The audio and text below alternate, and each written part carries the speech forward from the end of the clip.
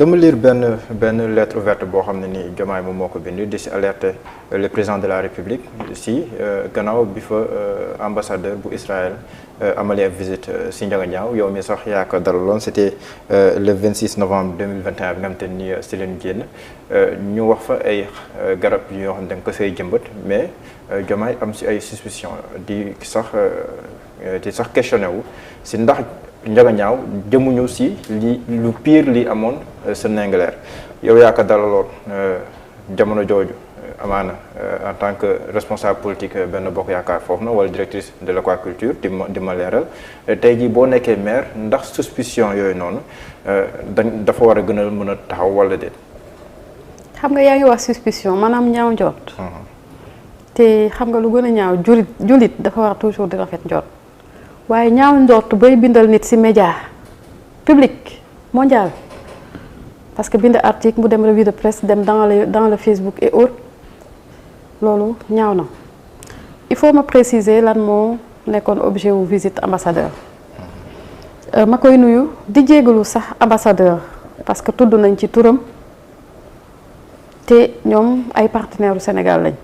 te foog naa lépp lu leen fi indi mooy naka la ñuy raffermir les relations entre les deux pays naka la ñuy également de façon mutuelle ku ci nekk mu nekk une relation gagnant-gagnant nga xam ne tey lépp lu ñuy dox peut-être ci communauté mooy naka la ñu mën a assister communauté boobu donc ambassadeur ma yàgg liggéey ak ñoom ci wàllu aquaculture ndax man mii dem naa ba Israël ñu gis may def ay activités sociales son prédécesseur d'ailleurs moo ma ne woon on a une possibilité ñu accompagner leen ci. ñëwoon na fa sax en 2014. non ça je sais pas vraiment. Sincèrement. man ki ma xam moom.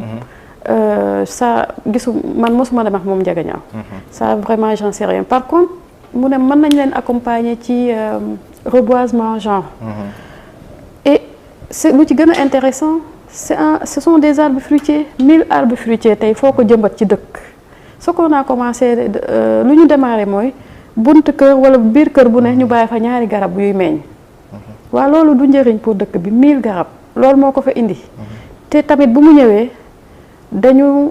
egsi au CM Ndiaganiao parce que foofu lañ doon defee cérémonie officielle bi. pour wax ne sax moom génnul biir Ndiaganiao. dafa yegg si CM Ndiaganiao fekk fa élément gendarmerie sax ñu ngi fa woon. Ndiaganiao fekk installation bi pareegul. ñoom ñu indi ko am nañ fa benn auberge bu tudd Mbin Songo ma ne leen nañ ko indi mu toog. dallu le temps ñu pare installation et que ñu war a ñëw fekkee egsi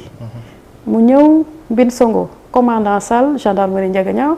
moo toog ak moom ak quelques notables ñuy xaar ba ñu installé ma ñëw ñu ànd ak moom ak commandant ñu dem CM ba ñu pare ñëw Mbin Songo ma defal leen pause café parce que gan tamit dañ koy teral bu ñu paree commandant Sall taal oto ma taal sama oto ñu jiitu ba ñuy génn Ndiaganiao ñu bàyyi ko mu ñibbi. D'ailleurs comme après ñu ne man dama ko indi mu visiter ay teeru Ndiaganiao pour jël 5000 hectares 5000 hectares fan lay jóge 5000 hectares fan la am Ndiaganiao déjà ban àll. Ndiaganiao je vous signale que aussi que 13 milliards ñu ko fay annoncé. man xaw ma sax loolu fu ñu ko jëlee xaw ma. je t'assure que loolu ba ma ko liiree laa ko soog a dégg donc loolu c'est que de l'imagination lu Ndiaganiao yëpp ñaawlu parce que la preuve loolu tey bu amoon bu doon loolu nit yi fulaal nañ ko. xëy na tey luñ ñu votel 57% malgré la division du Benno xëy na duñ ñu votel ça veut dire que ñoom loolu dañ ko wax xamuñu lu ñu wax dañuy yàq nit fekk ne loolu peut-être ñoom ñu en tout cas c'est leur crédibilité qui est en cause parce que man kenn mosuma dégg ci affaire u dillu suuf te du ma sa am du ma ko def donc loolu pour man yàq la et puis sos la et puis je me dis naka ngay bëgg a jiite benn communauté nga ne da ngay sos damay fen damay nax nit yi pour jiite leen loolu yàlla du ko nangu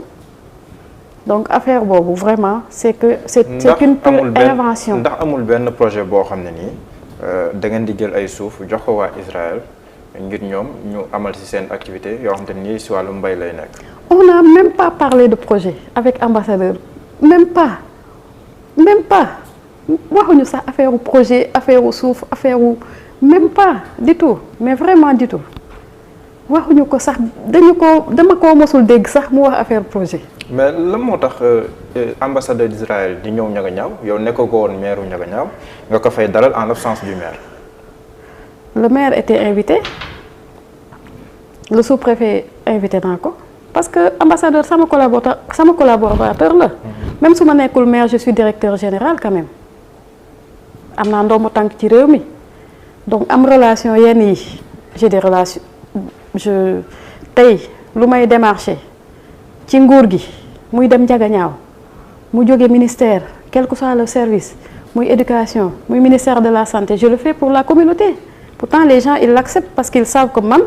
communauté bi laay doxal je suis quand même une autorité même su ma nekkul maire et war naa man taxawu sama communauté donc c'est la même chose que ambassadeur. Aujourd'hui tey yow yaay maire nekk en même temps directrice de l'aquaculture. su wàllum coopération ndaxte aussi acte 3 de la décentralisation mais na collectivités territoriales yi ñuy amal ay partenariat public privé ak yeneen yu ñu xeetoo ban taxawaay nga fas yéene am parce que da ngeen am ay suuf ñu war see bay ban taxawaay ngeen fas yéene am avec ñeneen ñi nga xam dañuy jóge biti réew soxla seen suuf si. gis nga man même avant may nekk maire dañ ma yàgg a proposer ay projets yu nga xam ne partenaire bi dafa bëgg a béy dama yàgg bañ ne ñu jël suuf dagal ko partenaire muy béy loolu dama ko yàgg bañ. Je vais donner un exemple am nañ dëkk bu tudd Ndiaraw dafa am forage boo xam ne amoon na fa benn espace de 8 hectares comme li ma wax sànq ci forage yi ñu toog ñu ne am na benn partenaire bu ko béy bu ko bëgg ñu jox ko foofu. mu bay. Avec via la mairie et ak d'autres personnes. ñu ñëw ñu mesurer tool yi délibéré ñu ne dañ koy jox partenaires yi man maa jóg ànd ak ay cadres yu dëkk boobu xam nga du ma maire ànd ak ay cadres yu dëkk sama gox boobu Sandok ñu dem léegi ñu ne maire woon ñu projet bi lan la parce que teeru paysans yi boo ko joxee alors que problème Ndingler mu ngi woon. te réglé guñ ko boo ko joxee nit mu si turam mu dem ci ut ci bàyyi entre autres nit yi dootuñ ko mën a jot te ñu ne hectare bu ne dañ lay jox 100 000 te yow sa tool la mais ma ne loolu c'est pas opportun loolu jaruñu mënuñu jël suufu nit yi di ko jox nit koo xam ne après doo xam naka lay mujjee ñu dem mairie maire recevoir ñu joxoon nañu rendez-vous mu bàyyi ñu ak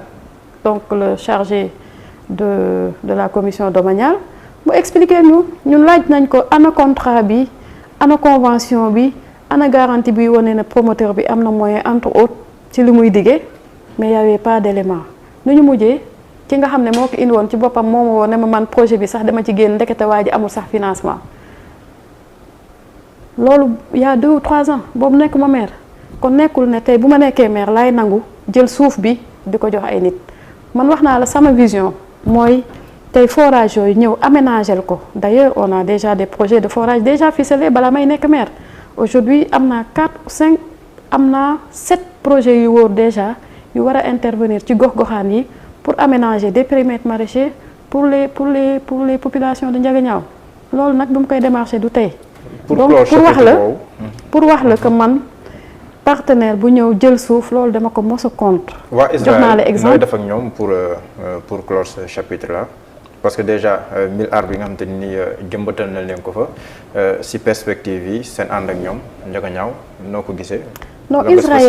Israël ambassadeur ma koy remercier d'ailleurs il a compris que le truc là c'était politique Israël lu ñu mën a accompagner surtout en termes de formation parce que xam nga Israël ku ko xam. xam na ne non retiré wul non kooku beneen kooku am na auteur du détails yi mooy tax que lu mu war a dox en termes de coopération en tant qu'ambassadeur mu bàyyi ko parce que moom xam na ne lu muy doxul caaxaan waxul caaxaan dugul ci lenn donc pour wax ne que tey man ci partenaires yi nga xam ne soxla naa ñu accompagner pour former la population parce que xam nga ñoom dañu ay ci agriculture te man dama bëgg maraîchage développer amal nit yi njëriñ nit yi am koom-koom bu ko mënee jàppale ñu continuer suñu coopération former nit yi en agriculture entre autres que ce soit une formation locale ou décentralisée yooyu yëpp Israël amuñu benn problème et je les accueille à bras ouverts à Ndiaganiao ndax doxuñu fa lu ñaaw waxuñu fa lu ñaaw man mii doomu Ndiaganiao du ma ko def te du ma ko may kenn donc vraiment avec Israël les relations restent saines